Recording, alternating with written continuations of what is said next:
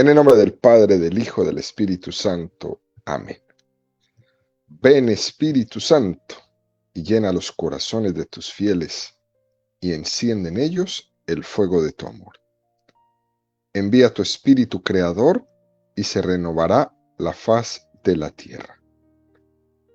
Estamos estudiando el Catecismo de la Iglesia Católica, su tercera parte, la vida en Cristo. Primera sesión, la vocación del hombre, la vida en el Espíritu. Capítulo primero, la dignidad de la persona humana. Artículo séptimo, las virtudes. Estamos ahora en la última parte de este segundo apartado donde el Catecismo ha dedicado 18 números, el tema que tiene como título las virtudes teologales. El día de hoy concluimos con el número 1829 con la virtud teologal de la caridad. Número 1829 del Catecismo de la Iglesia Católica dice: la caridad tiene por frutos el gozo, la paz y la misericordia. Exige la práctica del bien y la corrección fraterna. Es benevolencia. Suscita la reciprocidad. Es siempre desinteresada y generosa. Es amistad y comunión. Y después nos va a citar el Catecismo en este precioso número, una cita de San Agustín que dice: la culminación de todas nuestras obras es el amor. Ese es el fin. Para conseguirlo, corremos. Hacia él corremos. Una vez llegados en él, reposamos. Extraordinario número que nos presenta el Catecismo. Fijémonos cómo comienza hablando de los frutos de la caridad. Es decir, la caridad produce innumerables efectos buenos, algo que debemos tener presente. Los efectos buenos de la caridad se producen primero en la persona que ama. El primer beneficiado del amor es el que ama. Esto es impresionante porque las cosas buenas que Dios le permite realizar a uno en los demás son para mi propio bien. Sucede todo lo contrario con el odio. De la misma manera que el primer perjudiciado del odio es uno mismo. Uno pretendería que está descargando en el otro. No, no, el que se está haciendo daño primero es el que odia. Lo mismo pasa en el amor. El primer beneficiario del amor es uno mismo. Lo que quiere el hombre, que está hecho a imagen y semejanza de Dios, es que vaya creciendo en él cada vez más esa imagen y semejanza, que sea uno cada vez más semejante a Dios. Mateo 5, 44, 48. Pues yo os digo, amad a vuestros enemigos y rogad por los que os persiguen, para que seáis hijos de vuestro Padre Celestial, que hace salir el sol sobre malos y buenos, y llover sobre justos e injustos. Porque si amáis a los que os aman, ¿qué recompensa vais a tener? ¿No hacen eso también los publicanos?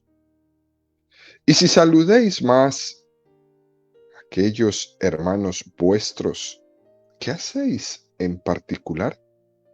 ¿No hacen eso mismo también los gentiles? Vosotros, pues, sed perfectos, como es vuestro Padre Celestial. Este pasaje del Evangelio que nos presenta San Mateo justifica y motiva tremendamente la caridad, incluso con el enemigo, para que nos parezcamos cada vez más a Dios. Dios es un padre que no puede dejar de amar a esos que le rechazan. Por eso, en esta entrada ya en Jerusalén, hoy lunes santo, recordamos a ese Jesús que a las afueras de Jerusalén llora ante su ciudad, que rechazaba el don de la gracia. Y Jesús, mirando esas murallas, dice: Jerusalén, Jerusalén, que rechazas a los profetas, que apedreas a los que te son enviados. Jesús llora viendo esas murallas porque los quería. Dios quiere a todos, incluso a los que en este mismo instante están pecando, y por eso llora por ellos. Aquí pues, queridos amigos, tenemos un motivo por el cual estamos motivados al amor, y especialmente al amor a mi enemigo. Porque amando a mi enemigo, al que no me habla, al que me voltea la cara, al que me muestra su rechazo con su ser, con su cuerpo, con su inteligencia, así amando a esa persona, me asemejo más a Dios. Y este es un fruto preciosísimo de la virtud de la caridad. Nos hace semejantes a Dios. Santo Tomás de Aquino, en la Suma Teológica, dice: la capacidad de la criatura racional aumenta por la caridad, pues por ella el corazón se dilata y siempre queda capacidad para posteriores aumentos. Es impresionante esto que nos enseña Santo Tomás. Que la caridad dilata mi corazón y deja un espacio para que se dilate más y más, es decir, para que nunca llegue a dejar de amar. El amor no tiene límite, porque siempre está esa capacidad para posteriores aumentos. Qué impresionante. Es una hermosísima expresión, dilatar el corazón, mientras que el odio, el rencor, lo que hace es estrechar el corazón, hacerme perder la imagen que tengo de Dios, hacerme una caricatura de esa dignidad con la que Dios me ha creado. El amor hace todo lo contrario, dilata mi corazón, me hace absolutamente pleno, me hace puro.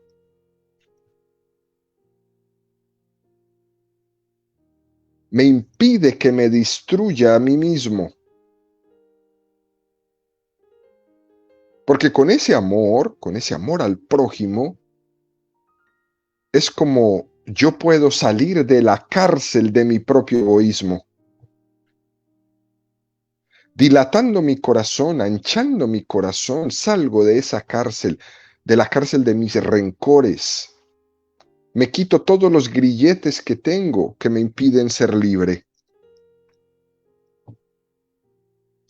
Por eso volvemos y repetimos, el primer beneficiado de la virtud de la caridad es el que ama. Luego el catecismo dice: la caridad exige unas obras concretas. Exige la práctica del bien y la corrección fraterna.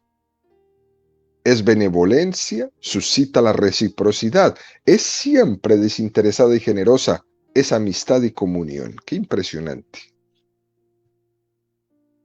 Y existe una manera católica de concretar la caridad que se llaman las obras de misericordia. Esa es la manera católica de nosotros vivir la caridad. No hay otra.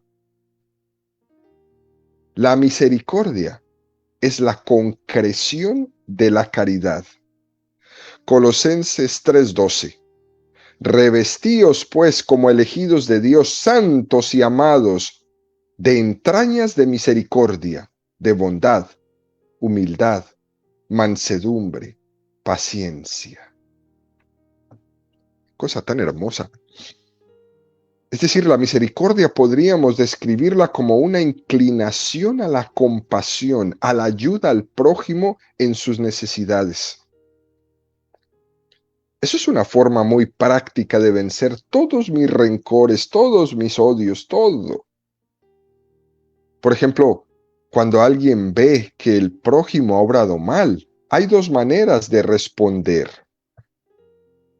O de posicionarse ante la mala obra de mi prójimo. No puede simplemente acarrear resentimiento. Y otra puede ser responder con misericordia. La de entender que en esa obra en la que el prójimo ha errado o ha pecado, la primer víctima es él. Y por tanto, tengo misericordia de él, tengo compasión. Es una víctima el que obra mal. No solo es verdugo, también es víctima. Y es por eso que la caridad me lleva a tener misericordia con el pecador. Así miraba Jesús, con misericordia a los pecadores. Porque él veía que estos pecadores habían sido seducidos por el poder del mal. Y así estoy llamado yo también a mirar. La tradición católica nos ha enseñado que esa misericordia que se vive perfectamente en las obras de misericordia se dividen en las obras de misericordia espirituales y las obras de misericordia corporales. Son 7 y 7, en total 14. Por si alguien cree que tiene que hacer mucho, no, solamente son 14. Las obras de misericordia espirituales son: 1. Enseñar al que no sabe. Santo Dios. La tarea de educar. Dar buen consejo. Corregir al que está en error. Perdonar las injurias. Consolar al triste. Sufrir con paciencia los defectos de los demás. Rogar a Dios por los vivos y los muertos. 7 obras de misericordia espirituales que nos llevan a vivir la caridad más concretamente imposible. Y las obras de misericordia corporales son 7 también: dar de comer al hambriento, dar de beber al sediento, dar posada al necesitado, vestir al desnudo, visitar al enfermo, socorrer a los presos, enterrar a los muertos. Es todo un estilo de vida católico esto. Es más, la persona que vive en torno a la caridad, en el cumplimiento de estas 7 propuestas que nos hacen las obras de misericordia, es una vida de santidad total. Son formas imposible más concretas con las cuales expresar la virtud del amor. Y no estamos hablando de teorías, ni de mandamientos, porque esta virtud de la caridad desciende a lo más concreto de la vida. No son palabras. Primera cosa concreta, nos dice el catecismo: aplicarlo en la beneficencia, es decir, hacer el bien. Hechos 10:38. Como Dios a Jesús de Nazaret le ungió con el Espíritu Santo y con poder, como él pasó haciendo el bien y curando a todos los oprimidos por el diablo, porque Dios estaba con él. Es un texto preciosísimo donde rescatamos este pasó haciendo el bien, siendo benevolente. Sería hermoso que al final de nuestra vida, cuando nos muramos, nos pusieran en la lápida de ahí del cementerio. Pasó por el mundo haciendo el bien. Eso sería el mejor testamento que podríamos dejar. Lucas 6:35. Más bien, amad a vuestros enemigos, haced el bien y prestad sin esperar nada a cambio, y vuestra recompensa será grande, y seréis hijos del Altísimo, porque Él es bueno con los ingratos y los perversos. Porque es el bien el que debe de ser tomado por sí mismo, no a cambio de nada. Tú haz el bien sin esperar nada a cambio. San Pablo también nos insta esto en la segunda carta de los Tesalonicenses 3:13. San Pablo les dice, hermanos, no os canséis de hacer el bien. Y escuchamos por ahí personas que dicen, ya me cansé de hacer el bien siempre, ¿no? Y se tildan de tontos, ¿no? Es que yo soy un tonto porque siempre hago el bien y todo el mundo se aprovecha de mí. Hermanos, no os canséis de hacer el bien. También se lo dice a los Gálatas 6:9. No nos cansemos de obrar el bien, que a su tiempo nos vendrá la cosecha si no desfallecemos. Porque Dios nos ha creado para hacer el bien, no solo para buscarlo, sino para hacerlo, para obrarlo. ¿Cuántas obras en el mundo, aquí en nuestra ciudad? ¿Cuántas obras han sido creadas, han nacido para la beneficencia, para hacer el bien al prójimo? Y todas ellas siempre están carentes de voluntarios. Parece muchas veces que las personas no quieren hacer el bien. ¿Cuántas obras? Uy, Dios mío, sería una lista interminable. Las parroquias mismas todo el tiempo están pidiendo voluntarios. Todo el tiempo. Es más, sostener esta radio necesita voluntarios que ayuden a su sostenimiento, pero no los hay. Las mismas caridades católicas necesitan siempre voluntarios. Los hospitales, los lugares donde necesitan traductores, los centros de distribución de comida, todo lo que ha sido creado para hacer el bien, para otorgar beneficencia, siempre está necesitado porque muchas veces parece que no queremos hacer el bien. Y es muy significativo esto, queridos amigos, que cueste tanto encontrar personas voluntarias para la beneficencia, porque estamos impregnados del pecado que nos llama al egoísmo. No dediques tiempo a eso, eso es una perdedera de tiempo, eso de ir allá nadie te valora, etcétera, etcétera. Y nos creemos nosotros eso y nos hacemos incapaces de ser voluntarios en nada. Y todas las obras necesitando de nosotros, aunque sea un poco.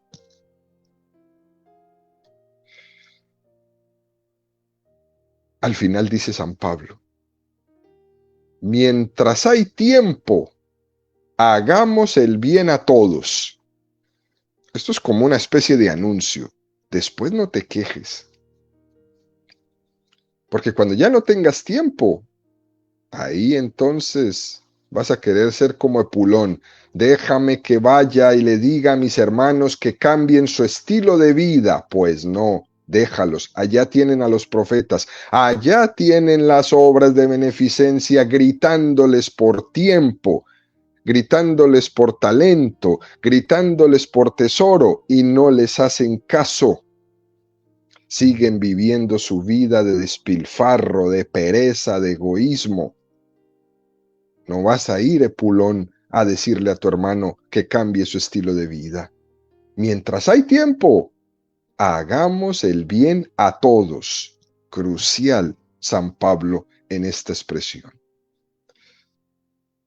Segunda cosa concreta que nos invita estas obras de misericordia. La comunión de bienes materiales y espirituales. Cuando nosotros comunicamos bienes materiales a los cuales le llamamos limosna, estamos obrando el bien. Cuando nosotros comunicamos bienes espirituales a los que llamamos apostolado, estamos obrando el bien. Fíjense que hoy prácticamente aprendemos dos nombres preciosos. Cuando comunico bien material le llamo limosna, cuando comunico un bien espiritual le llamo apostolado. Romanos 15:1 nosotros, si realmente somos fuertes, debemos cargar con la debilidad de quienes no tienen esa fuerza y no buscar nuestro propio agrado. Cuando yo tengo un poco y lo comparto como mi limosna,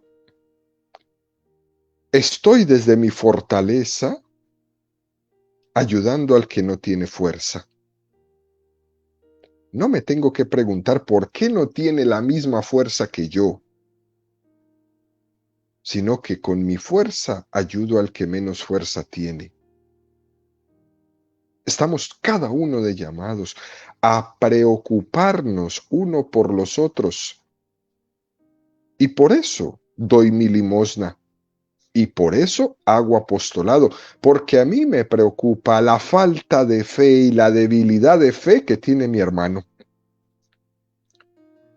¿Cómo no me voy a preocupar de esta cantidad de personas a nuestro alrededor que no conocen a Dios? Claro que tengo que hacer apostolado, claro que tengo que predicar, claro que tengo que ser catequista, claro que tengo que incorporarme a un grupo en mi parroquia para hacer apostolado, porque hay una debilidad en la fe de mis hermanos impresionante.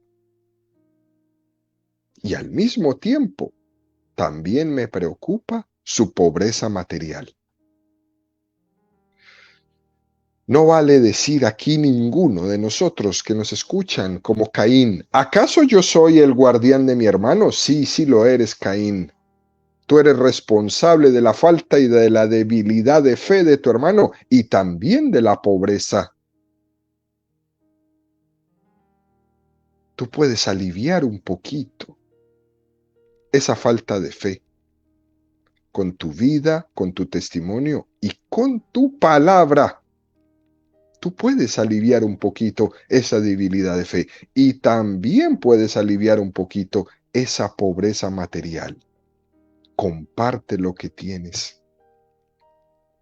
Compártelo. No seas mezquino. Escucha a San Pablo. Mientras haya tiempo, hagamos el bien a todos. Gálatas 5:13. Porque, hermanos, habéis sido llamados a la libertad. Solo que no toméis de esa libertad pretexto para la carne, antes al contrario, servíos por amor los unos a los otros. Y Primera Tesalonicenses 5:11, por esto, confortaos mutuamente y edificaos los unos a los otros como ya lo hacéis. Colosenses 3:16, la palabra de Cristo habita en vosotros con toda su riqueza. Instruíos y amonestaos con toda sabiduría. Cantad agradecidos himnos y cánticos inspirados. Como vemos, queridos amigos, la Sagrada Escritura está llena de estos textos, ¿no? Donde se nos van dando las pautas para poner en práctica la virtud de la caridad sin desfallecer y en la manera católica, con las obras de misericordia. Al final dice el catecismo, esto exige la práctica del bien y la corrección fraterna. Y es curiosísimo que el catecismo, a la hora de describir algunas cosas prácticas y concretas de cómo vivir estas obras de misericordia, de cómo vivir la caridad desde las obras de misericordia, nos hable de la corrección fraterna. Esto que a nadie le gusta, que le corrijan. Si tú amas, corriges. Mateo 18, 15, 17. Si tu hermano llega a pecar, vete y repréndele a solas. Tú con él. Si te escucha, habrás ganado a tu hermano. Si no te escucha, toma todavía contigo uno o dos, para que todo asunto quede zanjado por la palabra de 2 o 3 testigos. Si los desoye, díselo a la comunidad. Y si hasta a la comunidad desoye, sea para ti como el gentil y el publicano. O Primera de Tesalonicenses 5:14. Os exhortamos, asimismo, hermanos, a que amonestéis a los que viven desconcertados, animéis a los pusilánimes, sostengáis a los débiles y seáis pacientes con todos. Fíjense aquí, en este pequeño texto de esta primera carta a los tesalonicenses, prácticamente están todas las obras de misericordia. Al final decimos que la corrección fraterna es signo inequívoco de amor. Corrección fraterna. De hecho, debemos de tener claro que el lugar donde más se practica la corrección fraterna es en la familia. Porque ahí nos amamos, porque ahí nos queremos. Lo que ocurre es que en la vida diaria se corrige poco y se critica mucho. Y la crítica es lo contrario a la virtud cristiana católica de la corrección fraterna. La caridad no está ligada a la crítica, la caridad está ligada a la corrección fraterna. Está ligada a la virtud de la esperanza, de que el que me corrige tiene esperanza de que mi acto malo puedo corregirlo. Y que cuando se acerca a mí a brindarme su corrección fraterna, lo que está haciendo es amándome. Y porque me ama, me corrige. La corrección fraterna supone que alguien es importante para mí. Si tú a mí no me importas, yo no te digo nada. Pero como me importas tanto, yo te tengo que corregir. ¿Cómo no corregir a un hijo? Si es que lo amo. Si va por el mal camino, ¿cómo no corregir a mi hermano, a mi papá, a mi mamá? Lo tengo que hacer porque lo amo. No eres indiferente para mí, eres importantísimo para mí. Y por eso si tengo un hijo que está fumando marihuana, que está haciendo cualquier tipo de error, que está cometiendo un error en su vida, yo tengo que aplicar cristianamente la corrección fraterna todas las veces que sean necesarias. Por ejemplo, una mamá siempre corregirá más a su hijo que al hijo del vecino, porque lo ama más. Pero también es verdad que puede haber un gran amor equivocado hacia los hijos y aquí tenemos que poner mucho cuidado todos nosotros. Y es esta tendencia desordenada hoy día de la pereza de los padres de familia enredados en las ideologías y en las tonterías de la educación moderna, que nos están diciendo que a los hijos hay que corregirlos poco, porque los traumamos. Son excusas para no ser padres. Son justificaciones para no involucrarse en la vida de sus hijos. Y por eso concluyen al final de su día que ellos no pueden corregirles nada, porque ellos son los que deciden, porque ellos son libres. Eso es ridículo. Te corrijo porque te amo.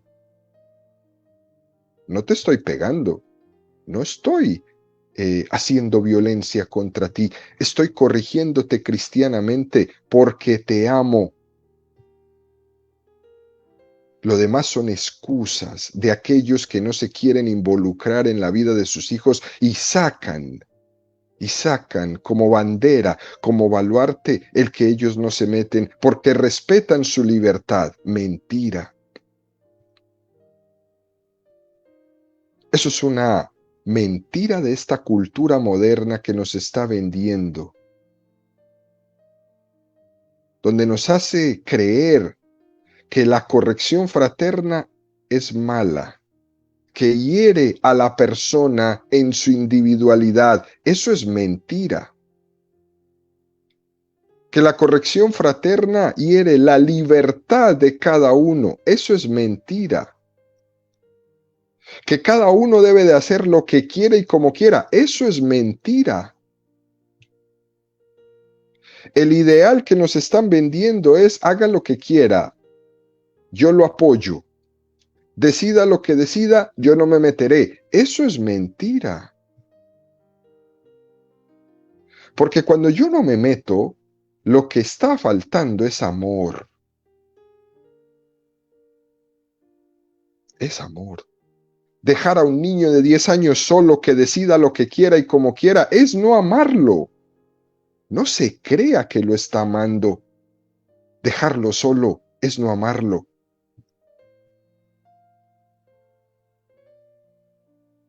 Por eso, queridos amigos, esta corrección fraterna que nos habla el catecismo hoy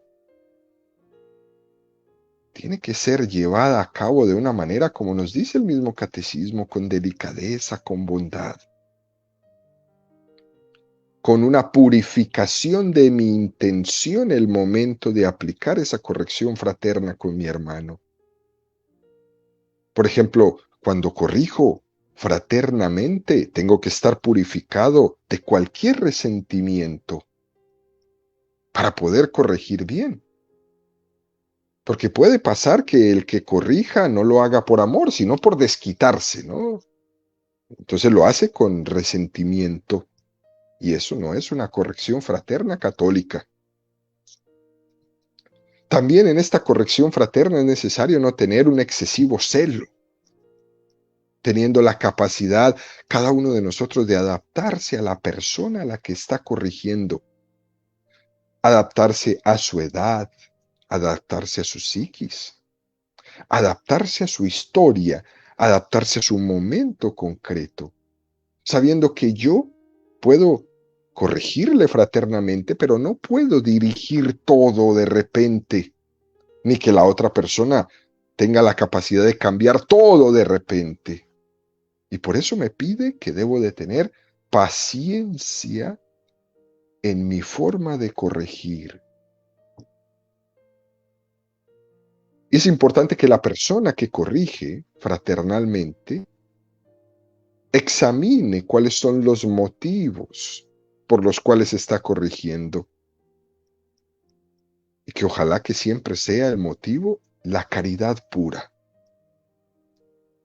Para que esas palabras en la persona a la que corrijo puedan suscitar arrepentimiento, puedan suscitar corrección y no reproche y alejamiento.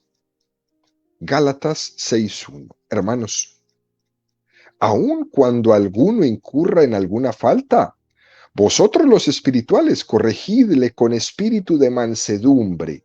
Cuídate de ti mismo, pues también tú puedes ser tentado. Es muy curioso esto que dice, ¿no? También tú puedes ser tentado. Corregir bien supone un proceso importantísimo de purificación de la persona. Por eso no cualquiera puede corregir. fraternalmente. Hay que estar preparados para corregir fraternalmente al hermano, porque si no, lo primero que uno escucha es, pero ¿y usted qué me dice a mí si usted está peor que yo? Pero cuando la persona que corrige está bien preparada, la otra persona se abre a la escucha. Porque es que no es fácil corregir bien. Es fácil creer que corrijo pero mal. A los gritos, a la acusación, etcétera, etcétera. Pero corregir bien es todo un arte y hay que estar preparado para eso. El que corrige con el arte bueno abre el corazón del otro a aceptar la corrección. Porque en esa corrección fraterna, el hombre espiritual, cuando es corregido, percibe que me están haciendo una obra de caridad. La persona corregida percibe que me estás amando. En la corrección fraterna, el hombre carnal, el hombre poco espiritual, percibe que lo están persiguiendo, que se están metiendo con él, que le están atacando y se cierra. Dos momentos y dos perspectivas muy diferentes. Cuarta cosa concreta que nos invita a vivir la caridad desde las obras de misericordia, el perdón. La palabra perdón, es decir, en su etimología, es un don reiterado. Perdón, don reiterado. Se nos reitera el amor con insistencia, sobreabundado. Eso es lo que significa perdón. Me vuelves y me das. Si somos hijos de Dios, deberemos parecernos a nuestro Padre. Dios no solamente nos dio el don de crearnos, sino que además nos da el perdón, es decir, el don de la redención. Nos da más. La palabra preciosísima. Y el Evangelio nos describe muchos rasgos de cómo ha de ser este perdón. Perdonando hasta 7 veces 7. Perdonando de corazón, donde no cabe decir, yo perdono a mi hermano, pero no quiero verle nunca más. No. Perdonando lo antes que podamos. Ojalá pudiera ser al instante, no acumulando rencores ni ofensas. Perdonando, evitando ofenderse fácilmente. Perdonando, no siendo proclive a darse siempre por el ofendido. Perdonando, pensando bien en el otro, evitando recordar como aquel que tiene una colección de ofensas, de todo lo que le han hecho y todo lo que ha guardado, y además que las tiene bien ordenadas hasta por fechas. Purificar la memoria, pasando la página, olvidando las ofensas, perdonando sin hacer caso a las falsas acusaciones, perdonando sin hacer caso a las falsas dignidades. A veces esa honra es la que nos impide perdonar con gratuidad. Si Él me pide perdón, yo lo perdonaré. Pero que Él me lo pida primero. Hay que dejar esa especie de honra en el perdón. Esas falsas dignidades que nos salen, que yo sí, yo lo perdono, pero que sea primero que se arrodille Él. Porque eso nos impide perdonar gratuitamente. Por tanto, queridos amigos, la caridad se traduce en el perdón. ¿Qué cosa más concreto que eso no hay? Quinta, la servicialidad. Jesús, el que tomó la forma de siervo, él mismo nos lo enseñó. El Hijo del Hombre no ha venido a ser servido, sino a servir y a dar la vida en rescate por todos. De tal modo que si alguien ama, alguien que tenga caridad, la misma caridad de Cristo que Cristo tuvo con él, lo lógico es que yo sea servicial. El que quiera ser el primero entre vosotros, que sea el servidor de todos. El mayor entre vosotros, que se haga el menor. Ahí está el ejemplo, es tremendo. Filipenses 2:3.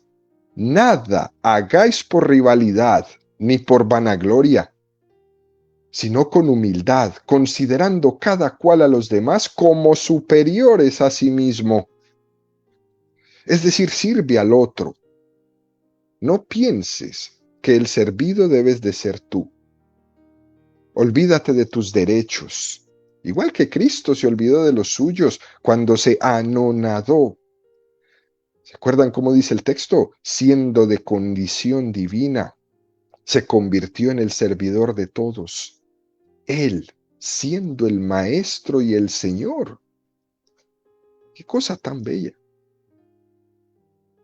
Todo esto, queridos amigos, se tiene que traducir en nuestra vida en un estilo de hacer las cosas como Jesús. En ser un hombre y una mujer supremamente serviciales, en la prontitud del servicio, como María, se preparó prestosa para ir a servir a su prima Isabel que estaba en embarazo. Ella toma la escoba, ella lava los platos, prepararse. Esto es precioso y más concreto no se puede. Por último, concluimos cuando el catecismo nos dice que también existen unos pecados contra la caridad. El pecado de la caridad, el primero, el odio. Es el desorden más grande contra la caridad, el odio. El segundo, las discordias. Las personas que les encanta hacer discordias, pactar peleas, decirle a esto una cosa que hiere al otro, ese es un pecado tremendo contra la caridad. La lengua es un pecado contra la caridad. El insultar, las palabras soeces, las palabras hirientes. Otro pecado, los juicios temerarios.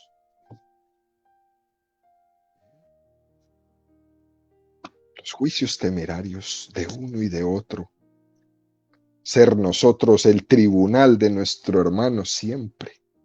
Otro pecado, la murmuración y la maledicencia, que de mi boca nunca sale nada que pueda ser bueno para nadie, ni alabar a nadie.